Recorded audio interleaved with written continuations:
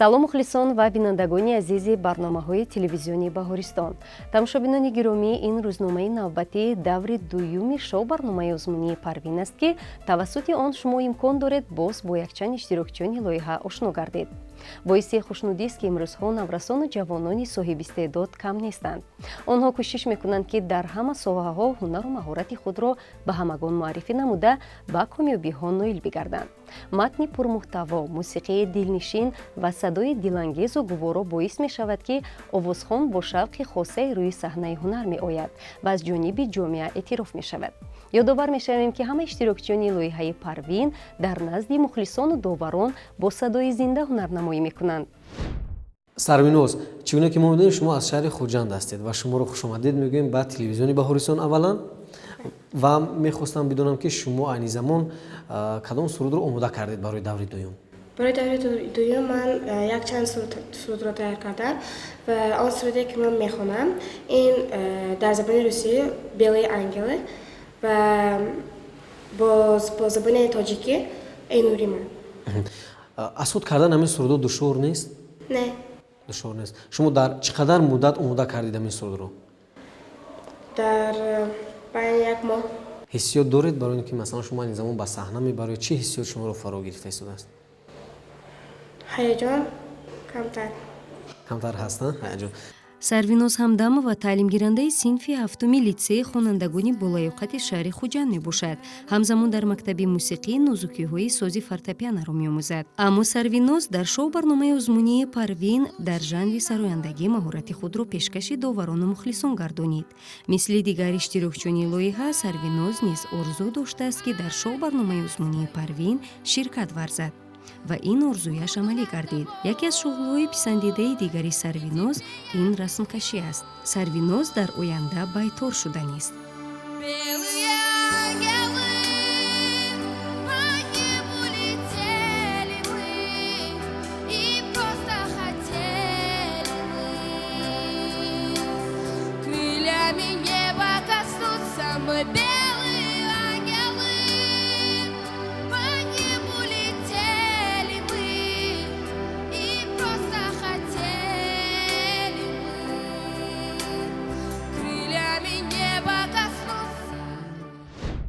аслан шумо дар даври дуюм бо кадом суруд омадед? ман дар ин давр бо суруди мо насли хушбахти замон бо тайёрӣ омадам.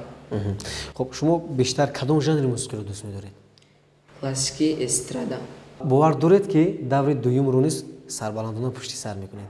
бале, боварӣ дорам ки ин даврро гузашта. агар мабудо агар ҳаят якамон шуморо аз даври дуюм нагузаронданд, шумо рафтода намешавед ё ки рафтода мешавед? Не, рафтода намешавам. намешавед. мо ба шумо барор мехоҳем. Аслам Ҷалолов хонандаи муассисаи таҳсилоти миёнаи умумии рақами 36 ноҳияи Шоҳмансури шаҳри Душанбе мебошад. меҳри санъат аз хурдӣ ба дилаш ҷой гирифтааст. Аслам кишвари азизамон Тоҷикистонро бениҳоят дӯст медорад ва бештар дар васфаш сурудҳо иҷро мекунад. ӯ ба омӯхтани забонҳои гуногун низ шуғл меварзад. Аслам иштирокчии ҳамачорабиниҳои фарҳангист.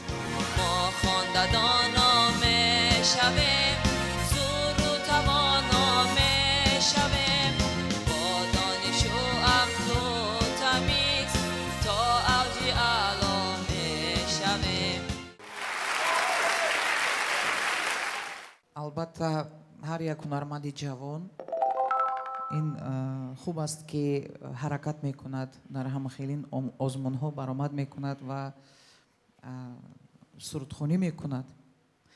ва ман чӣ гуфтаниям? ман садоямро, овозамро ба Сарвинозҷон медиҳам ва Асланҷон, овози шумоям бад нест, хуб аст, лекин шумо бояд як камтарак репертуаратона дуруст интихоб кунед, суруда дуруст интихоб кунед ва тони худатона бояд донед. ё камтарак шумо гум кардед ҳамин чиза ҳозир дар саҳна.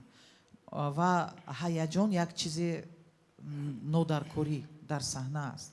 ҳар як ҳунарманде ки дар ҳаяҷон мемонад, аз 100% бурдбориаш як 30% ё 40% мемонад. барои ҳамин як камтарак аз болои ҳамин кор кунед. хуб, саломат бошед.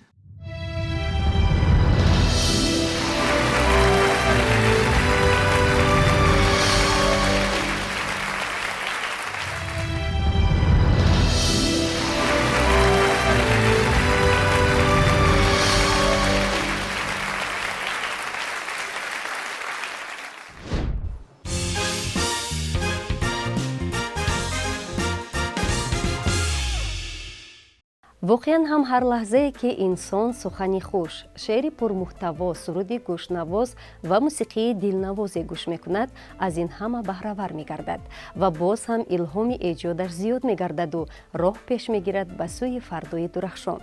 ҳунарманд ки ҳамеша саҳнаҳои баланд аз ҷойҳои ба назар намоён назди мухлисон ҳунарнамоӣ мекунад, бояд пайваста кӯшиш кунад ки бо як дилгармӣ, бо муҳаббату самимият нисбат ба роҳи интихоб намудааш саъю талоши зиёд намояд, то дар ҷомеа маҳбуби ҳамагон бигардад. акнун мегузарем ба қисмати дигари озмун, яъне ба жанри навозиш. иштирокчиёни навбатӣ киҳоянд, марҳамат тамошо мекунем ва огаҳ мегардем. сурая шуморо ба даври дуюми озмуни парвин хушомадед мегӯем. Ташаккур. хуб, мегуфтед ки дар даври дуюм бо чӣ гуна омодагӣ шумо омадед имрӯз? Ман ба давраи дуюм аз балети ҳачатурия лезгинка ва дуюмаш аз оҳанги o'zbeki завқум келора менавозам. вақте ки шумо аз даври якум гузаштед, омодагиҳо боз ҳам ҷиддитар шуд ва устодатон ки буд, бо ҳамроҳи ки шумо кор кардед бештар? Пештар устозам Турсун ва Дилбар буд, лекин ва ё ҳозир омда натонистам. шуморо тариқи оинаи нилгун мебинанд ва пасон баҳо медиҳанд. мо ба шумо барор мехоҳем ва бигзор бо сари баланд даври дуюмро низ пӯши сар кунед. саломат бошед. сурайё акрамова аз ноҳияи спитамини вилояти Сух мебошад. сурайё нозукиҳои санъатро дар коллеҷи санъати ба номи Содирхон ҳофизи шаҳри Хуҷанд аз худ намуда истодааст. устодаш дар ҷодаи санъат Дилбар Турсунова мебошад. сурайё дар навохтани сози чанг бениҳоят моҳир аст. ӯ соли гузашта ҳамроҳ бо оркестри созҳои миллӣ дар озмуни байналмилалии садоҳои наврӯзӣ дар шаҳри Тошканди ҷумҳурии Ӯзбекистон ғолиб гардидааст.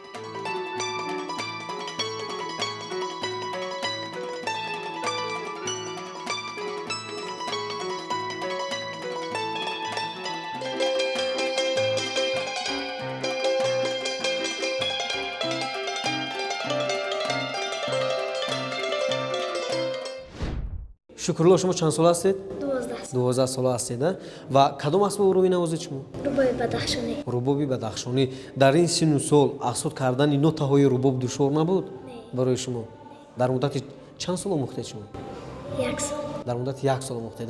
Барои асбоб кардани асбоби рубоб ба шумо ки кӯмак мекунад бештар? Шансу Файзали устодам. устодатон аст. Кӯмак мекунад. саломат бошед. ин писараки ситорагарму боистеъдод Шукрулло Шамсода аст.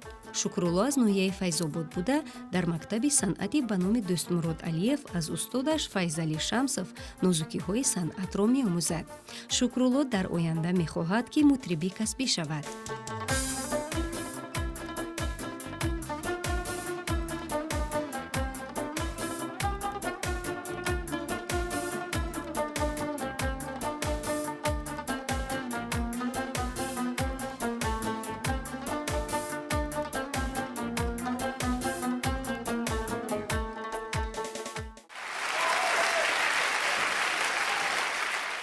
бо итминон ҳам раҳмат ба шумо, ҳам ба устодонатон.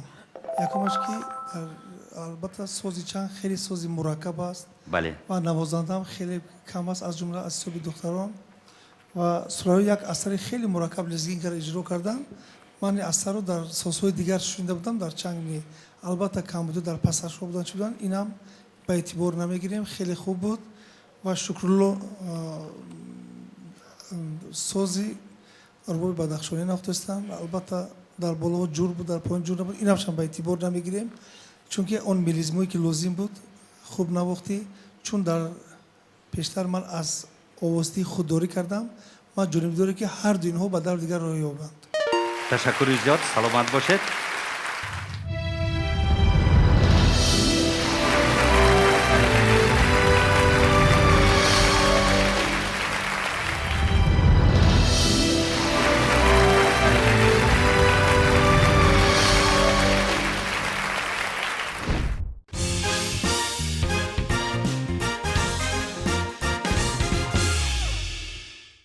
Дилафрӯз Саидова дар даври аввали лоиҳа истеъдоди худро дар жанри рақс санҷид.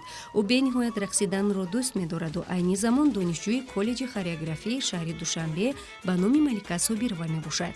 аммо бо сабабҳои номаълум ӯ дар даври дуюми шоу барномаи озмунии Парвин ширкат наварзид.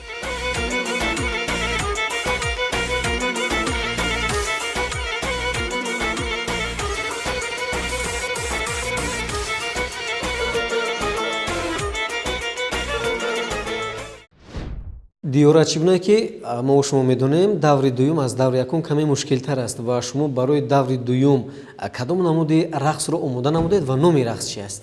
ман ба даври дуюм дута рақс овардам. Якум рақсам рақси кулоби, номаш ҷилваи ҳунар. ба фикри шумо дар даври якум бештар ҷиддӣ омода дида будед ё ки дар даври дуюм?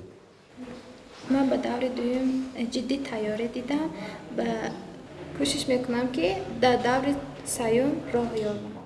иштирокчии дигар дар жанри рақс диёра файзиева мебошад. диёра аз ноҳияи ҷабор расулов буда чанд сол мешавад ки ба рақс машғул аст. рақсидан шуғли писандидааш будааст. диёра иштирокчии фаъоли чандин озмуну чорабиниҳои фарҳангист.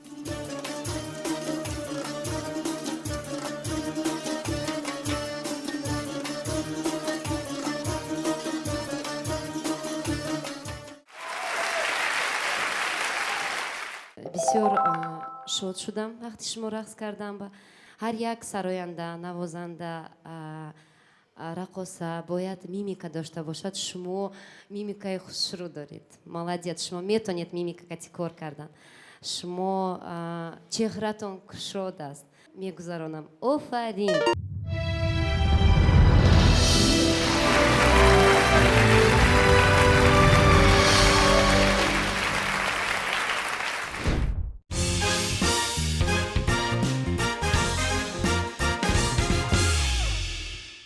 тамошобинони азиз, тавре ки огаҳ гардидед, дар даври дуюми лоиҳа иштирокчиён маҳорати худро дар се жанри санъати мусиқӣ манзури мухлисону доварон гардониданд ва ҳар нафаре ки ҳунару истеъдоди худро нисбат ба рақиби худ беҳтар нишон дода тавонист, албатта баҳои сазоворо соҳиб гардида ба даври дигар роҳ ёфт. бинандагон ва мухлисони гиромӣ, инҷо бо шумо хайру хуш менамоем. аз ҳунарнамоии иштирокчиёни дигари даври дуюми лоиҳа шуморо боз дар рӯзномаҳои минбаъда ошно месозем. хайр азизон, то дидори навбатӣ ҳамеша фараҳманду сиҳатманд ва пирӯз бимонед.